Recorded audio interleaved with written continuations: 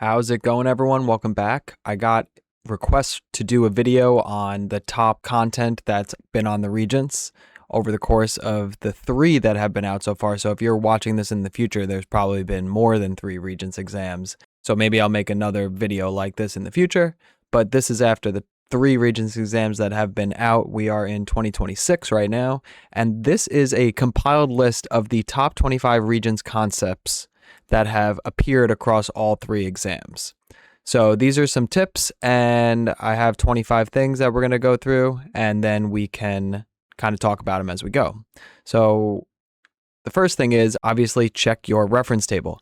These pages in particular, 6, 7, and then 8, 10, 11, 12, 13, 15, 16, 17, 18, and 20. Be familiar with the reference table. Make sure you know how to read all these charts, right? If you are wondering how to read certain charts, jump into one of my videos that go over all the reference table charts and watch one of my full Regents exams, and you can kind of see how I use the chart to answer some of the questions. Okay, the second concept to know is uneven heating drives weather and climate. This basically means that the Earth is tilted, so the equator gets more direct sunlight than the poles, and this creates global circulation, wind belts, ocean currents, and climate zones. So here's the key idea of direct rays giving you more heating, and low angle rays, or insolation they call that. That's insolation. That is rays of sunlight being less heating. The next thing that came up a lot was Hadley cells creating rainforests and deserts. So just know at the equator, that's where your warm, moist air is going to rise, creating low pressure, which gives you clouds and rain. And 30 north and south is going to be your dry air sinking high pressure. That's where your deserts are. The next thing is the Coriolis effect, which is the curving of the winds and the ocean currents because of the Earth's rotation. So definitely know Coriolis. Know that the winds curve to the right in the northern hemisphere, that lows rotate inwards and counterclockwise, and highs rotate outwards and clockwise. Ocean currents have came up a lot already. So warm currents move heat poleward, that means towards the poles, and cold currents come back to the equator with cooler water.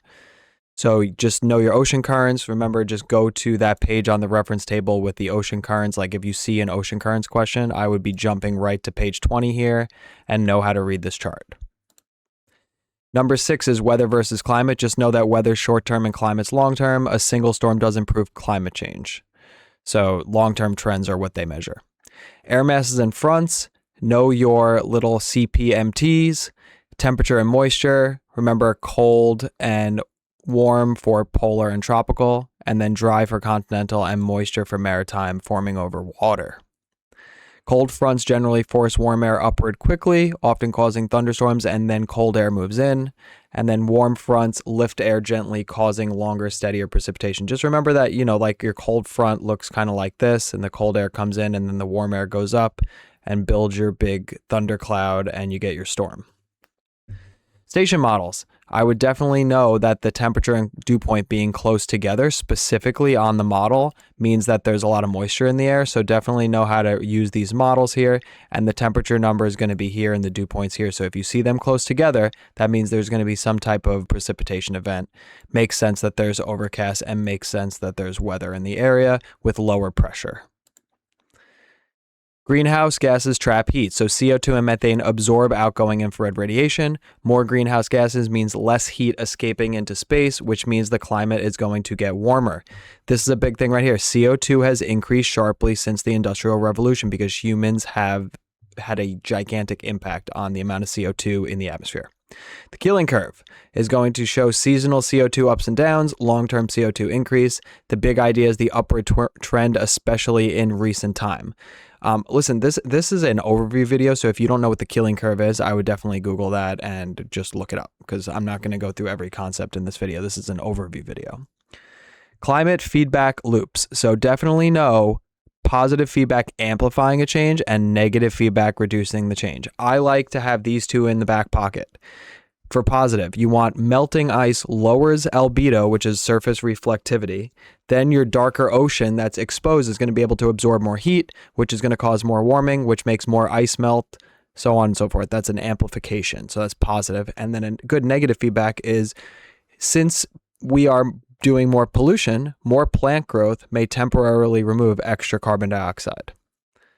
Oops, I forgot to subscript my CO2 there, my bad.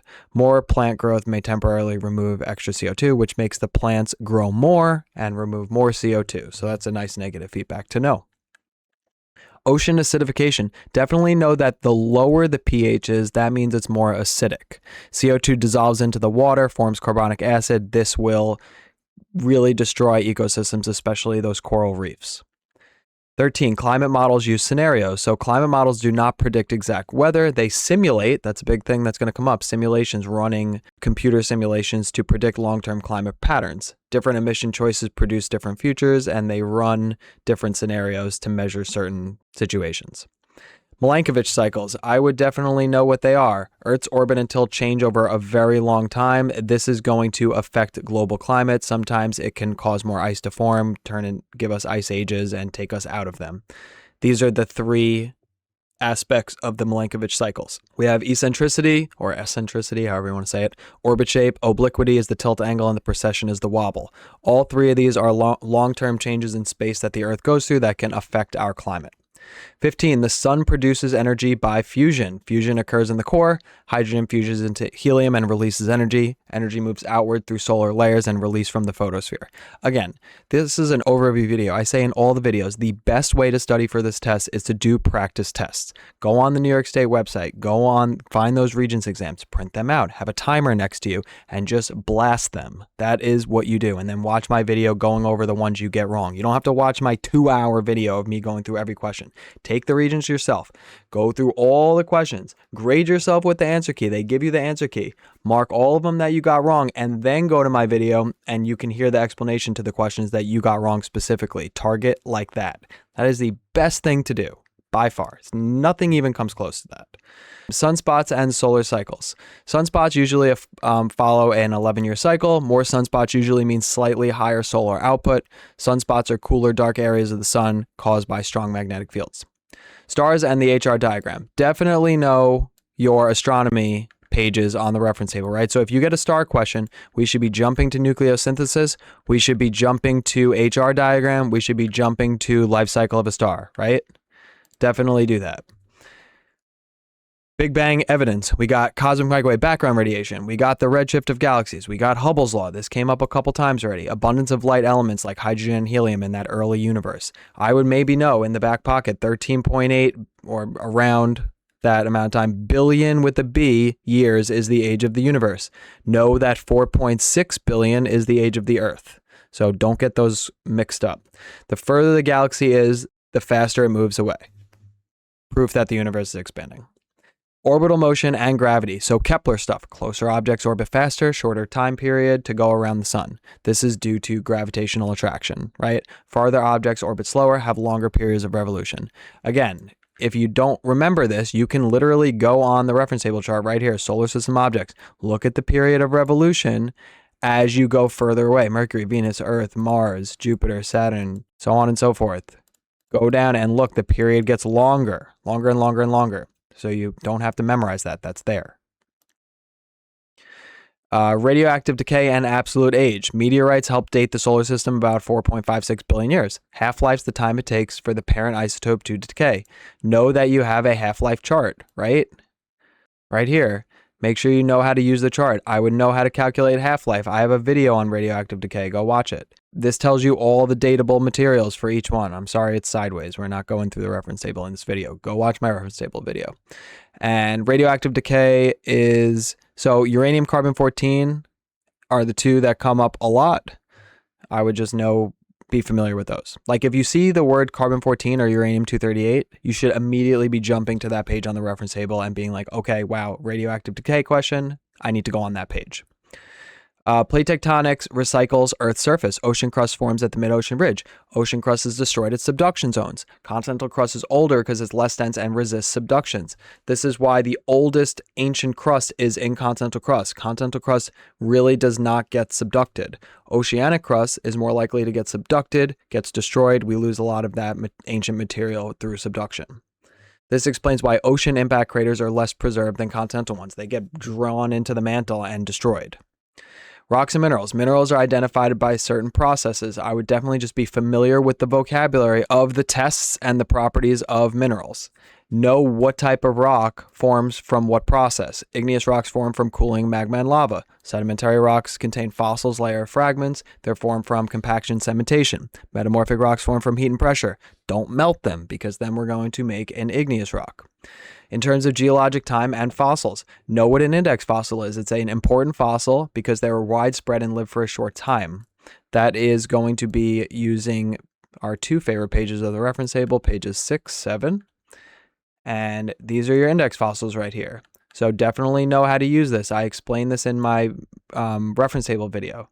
You know, index fossil V, you would follow it here. You can get the exact time period that formed at. Very important. Gaps in the rock record mean erosion or no deposition. Mass extinctions eliminate many species but open niches for new life. And the oxygen revolution was caused by photosynthetic organisms like cyanobacteria. And then finally, human impacts in engineering design. So human choices affect the Earth system through fossil fuel use, mining, deforestation, urbanization, dams, groundwater pumping, coastal development. Engineering solutions must balance a couple things. Got your criteria, which are your goals, your constraints are your limits, and your trade-offs are the costs and the benefits. So a solution can work scientifically, but still fail if it's too expensive, hard to maintain, culturally inappropriate, or environmentally harmful. So I like to just kind of end with this little good luck studying here, final little strategies. When you're stuck on a question, you can ask yourself a couple questions. What reference table page helps? Is this asking for a pattern, a cause and effect, a relationship, a trade-off? What Earth systems are interacting? What evidence comes from the graph, model, map, or data? You'll realize that some of these cluster questions have like 3 different graphs intertwined within the question. So you might have to use all of them, or just one of them, or 2 of them. Which trend or comparison does the data show? Which choice is best supported by the evidence? And which answer best matches the scientific process or phenomena, right? So think like a scientist, analyze the evidence, recognize the patterns, and trust your earth science reasoning, and that's going to give you all your success on this test. And remember, the best possible way to study is to print out those tests, or don't print them out, whatever. Just type, literally go on Google, like I'm going to show you. Look, google.com. And you type in New York State Earth and Space Science Regents, right? And then you click the first link right here, boom, and there's the 3 at the time, right? And say you want to do June, right? You click June, you click Regents exam, and you could pick your version. Sometimes I like the large type version because it's just easier to see. And when you click it, boom, there it is. And you could literally, this is 50, I don't even know, pages, like a lot of pages. So 55 pages.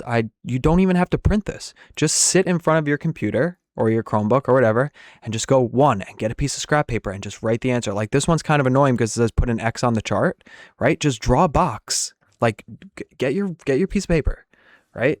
And then all you do is you go like this. Okay, imagine this is my paper, right? 1. And then, oh, I got to put an X in this box. Just go like this. And kind of put where you think. Oh, it might be like here. Okay? That's all you have to do because you're just going to eyeball it. You're just practice questions, right? You're just going to like, and then have a timer on the side. Start your timer, see how long it takes you to do this because you only have 3 hours, you know, assuming you don't have an extended time or something like that, but time it how you have and see how it goes. So you know how long it's taking you. Because if it takes you 6 hours to get through the test, you kind of know, okay, like that's a problem. Like I need to figure something out, do something different. Like let's say you're done, right? So you got all your thing. You need to figure out what your answer key is. So you go on scoring key right here. See, they got the PDF version. This tells you all your multiple choice, but it doesn't tell you the short answer. So for the short answer, you got to click rating guide. This is the teacher guide.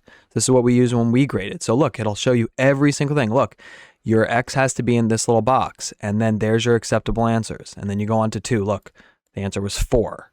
3, here's your check boxes. So this is, you're going to grade yourself. So say you got a 47 out of 50. You did amazing, right? Then what'd you get on the Regents? Go to this conversion chart at the bottom, hit PDF version, and boom, this is going to convert your score. So if you got a 47, that's a 96 on the Regents. Okay? And you're going to do this as many times as possible. So I would have all of them, as many of these under your belt as possible before taking this test. That is the best possible way to study. All right? Good luck with everything. You're going to do great. Leave some questions in the comments. Go check out my other videos, and please share this with your friends. Good luck on your test. Thanks for coming by. Talk to you later.